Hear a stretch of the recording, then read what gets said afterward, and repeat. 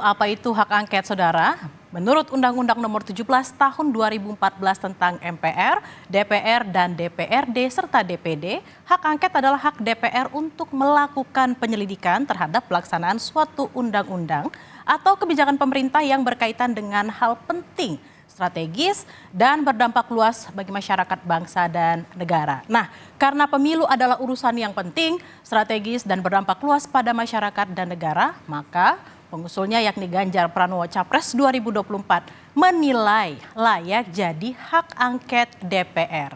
Tapi untuk menjalankan hak angket tidak mudah, Saudara. Ada syarat-syaratnya seperti yang bisa dilihat di layar, yakni diusulkan paling sedikit 25 orang anggota DPR dan lebih dari satu fraksi. Lalu disertai dokumen materi kebijakan dan atau pelaksana undang-undang dan alasan penyelidikan. Serta harus diterima dengan persetujuan rapat paripurna yang dihadiri lebih dari setengah jumlah anggota DPR. Dan nantinya keputusan hak angket mesti persetujuan lebih dari setengah jumlah anggota DPR yang hadir dalam sidang paripurna.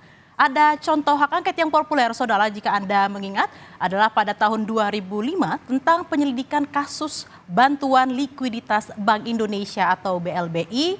Lalu di tahun yang sama juga tentang kebijakan Pertamina menjual 2 tanker VLCC yang diprakarsai anggota DPR dari fraksi Partai Golkar Agusman Effendi. Nah, Saudara, penjualan itu diduga merugikan negara hingga 20 juta dolar Amerika Serikat. Lalu ada juga beberapa hak angket populer pada tahun 2009, yaitu ada hak angket menyelidiki aliran dana talangan Bank Senturi senilai 6,76 triliun tanpa persetujuan DPR. Kemudian kasus Senturi sendiri akhirnya diselidiki oleh KPK. Kemudian pada 2017 lewat angket juga KPK diperintahkan membuka rekaman pemeriksaan anggota DPR fraksi Partai Hanura Miriam S. Haryani dalam dugaan kasus proyek KTP elektronik. Nah, yang lagi ramai, Saudara, juga ada hak angket pemilu 2024 di mana diusulkan oleh Ganjar Pranowo, Capres koalisi PDIP dan P3.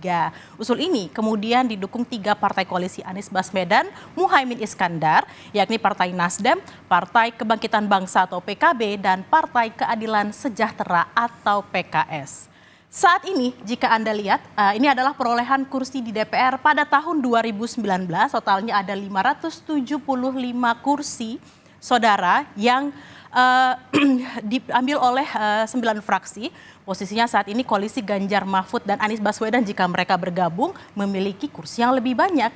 Yakni dari PDIP ada 128 kursi, Nasdem ada 59 kursi, PKB ada 58 kursi, PKS ada 50 kursi, dan P3 ada 19 kursi. Totalnya adalah 314 kursi atau 54,6%. Angka ini lebih banyak daripada koalisi Prabowo Gibran yang hanya 261 kursi atau 45,4%. Lalu apa target angket pemilu, Saudara? Yang pertama, menyelidiki dugaan pelanggaran undang-undang oleh pemerintahan saat ini merujuk putusan MK yang mengubah syarat capres-cawapres serta proses pemungutan dan hasil penghitungan suara oleh KPU. Apakah berhasil? Masih harus menunggu hingga reses anggota DPR berakhir pada 6 Maret 2024.